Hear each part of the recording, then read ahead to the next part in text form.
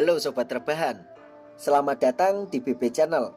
Bagi kalian yang baru menonton video ini, jangan lupa untuk tekan tombol subscribe dan share ya, supaya Mimin semakin semangat dalam membuat videonya. Oke, langsung saja kita masuk ke dalam ceritanya.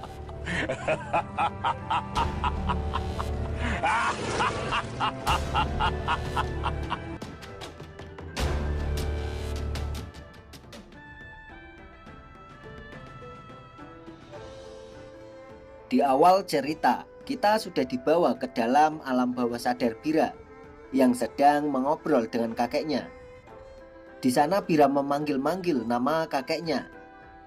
Kakeknya melarang Bira untuk tertidur sekarang karena ini belum waktunya untuk bertemu. Bira menanyakan unek-uneknya selama ini, kenapa dia tidak boleh berteman dengan siapa-siapa selain hidup di dalam hutan bersama burung. Jika mengenai soal itu, kakeknya telah memikirkan kebaikan di masa depan Bira. Karena selama hidup sudah mengalami banyak hal hingga timbul rasa rindu yang terus mendorongnya untuk melakukan hal-hal buruk. Kakeknya merasa bahwa hidupnya seperti kumbang tinja di sana. Bahkan itu belum cukup, lebih tepatnya seperti kotoran. Bira, kamu itu sangat mirip dengan kakek, iya kan? Kakek ini bisa saja. Aku bukan kumbang tinja. Kalau begitu, kakek mohon, jangan pernah ikut campur dalam kehidupan seseorang ataupun menjadi bagian dari ceritanya. Cucuku yang berharga dan malang, hiduplah dengan damai. Kenapa kakek mengatakannya sambil menangis seperti itu? Lalu scene berganti ke Bira yang masih terkapar di tanah. Sebenarnya Yehwa tidak tega melakukan ini. Namun jika sudah menyangkut bahaya yang mengancam keselamatan kakaknya, mau tidak mau dia harus melumpuhkan musuhnya, tidak peduli siapapun itu.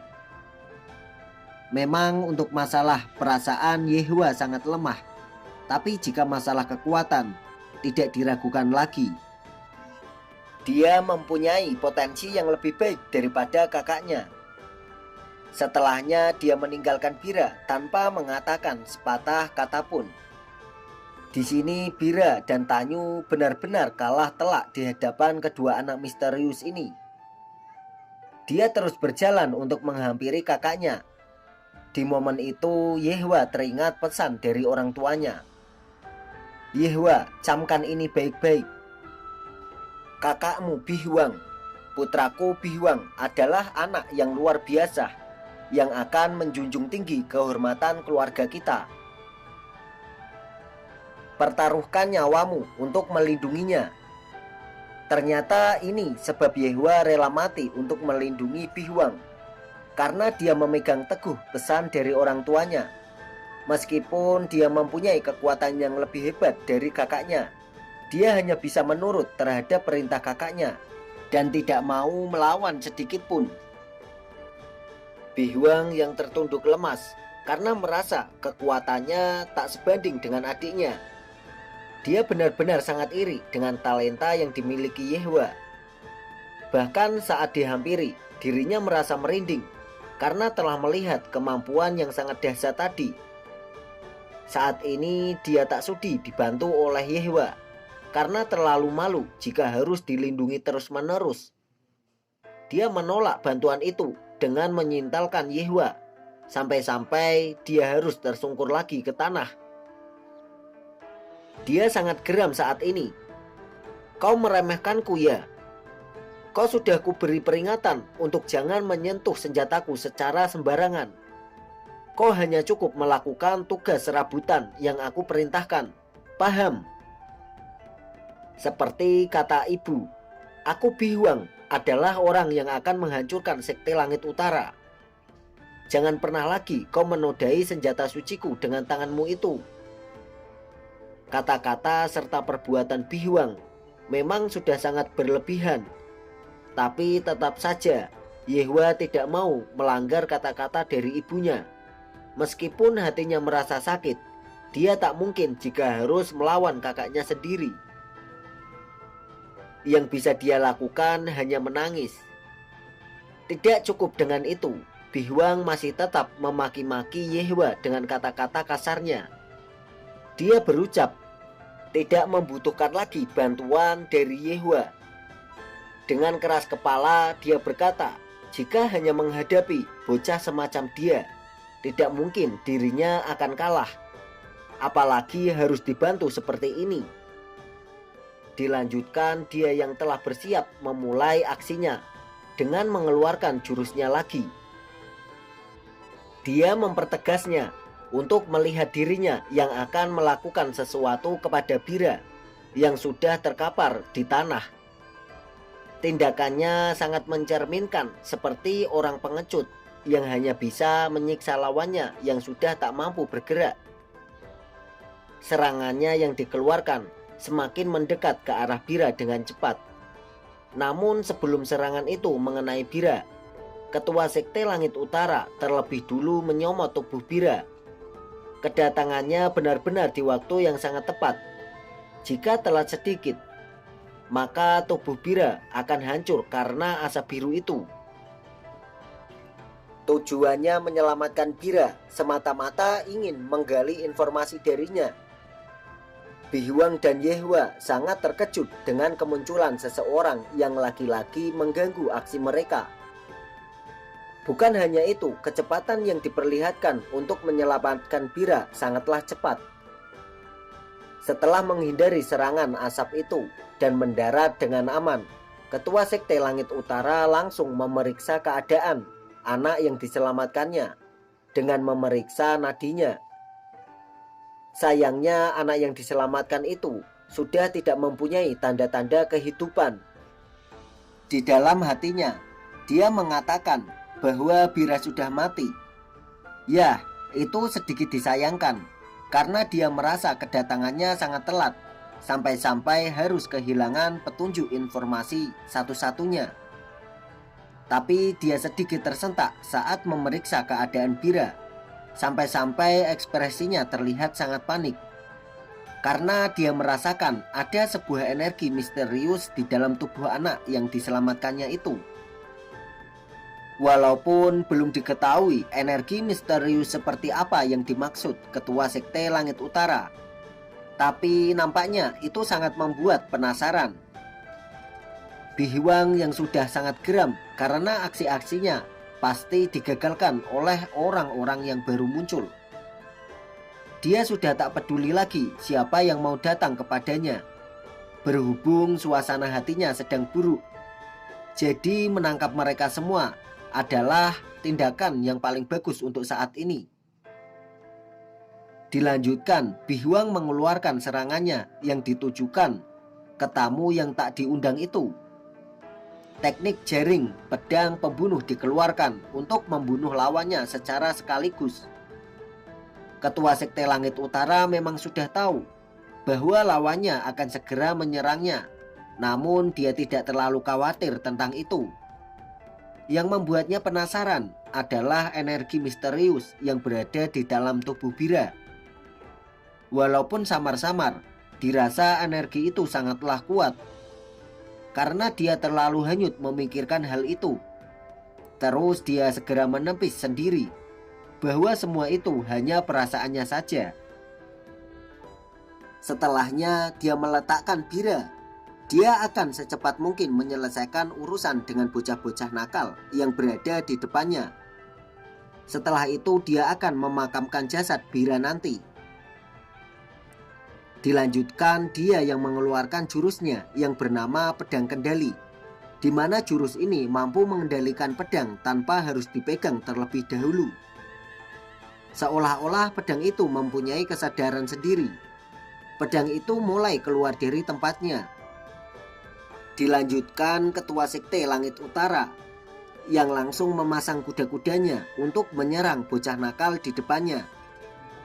Dia memanggil pedangnya yang bernama Pedang Pengusir Roh. Teknik bilah pedang supernova dia pakai untuk mengcounter serangan itu. Kedua teknik itu saling beradu. Namun untuk teknik Bihuang masih belum mampu mengalahkan energi pedang dari Ketua Sekte Langit Utara. Semakin lama asap biru mulai memudar karena tak mampu menahan tekanan dari energi besar dari pedang roh. Bihuang dan Yehua sangat panik melihat serangan dari lawannya yang ternyata cukup kuat hingga mampu mengalahkan asap biru. Serangan itu masih menuju ke arah mereka dengan sangat cepat setelah menghancurkan teknik jaring pedang pembunuh.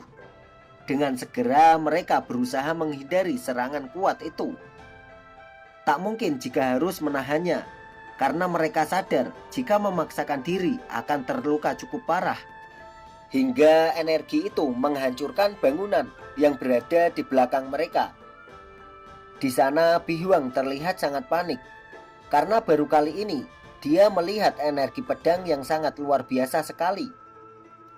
Di tengah rasa keterkejutannya, tiba-tiba ketua Sekte Langit Utara sudah berada tepat di depan Bihuang.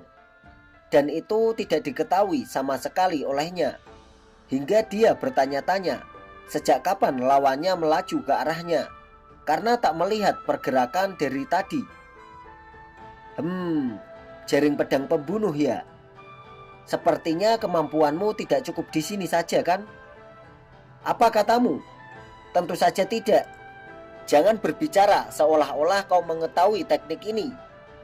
Baiklah, akan kuperlihatkan sebenarnya dari teknik ini. Kalau begitu kita cek sampai mana kau menguasai teknik ini. Ingatlah, teknikmu tidak akan bertahan jika harus melawanku. Di sana mereka mulai pertarungan dengan jarak dekat. Ketua Sekte Langit Utara langsung menyiapkan serangannya. Dia menghunuskan pedang ke arah bocah nakal di depannya. Bihuang mencoba untuk menangkis dengan senjata kapak dan asap birunya, tapi dirasa dia tak mampu menahan serangan itu lebih lama, hingga harus terpental ke belakang. Kekuatan ketua Sekte Langit Utara memang tidak diragukan lagi. Dugaannya memang benar, jika dia mencoba memaksakan untuk menahan serangannya, maka luka fatal lah yang akan didapatkan. Yehua sangat panik ketika melihat kakaknya kalah beradu serangan dan memuntahkan sedeguk darah. Ketua Sekte Langit Utara menilai bahwa kemampuan bocah nakal ini sangat buruk sekali. Dengan serangan sederhana seperti ini saja sudah kalah. Tak berhenti di situ, dia ingin menambah lagi serangannya.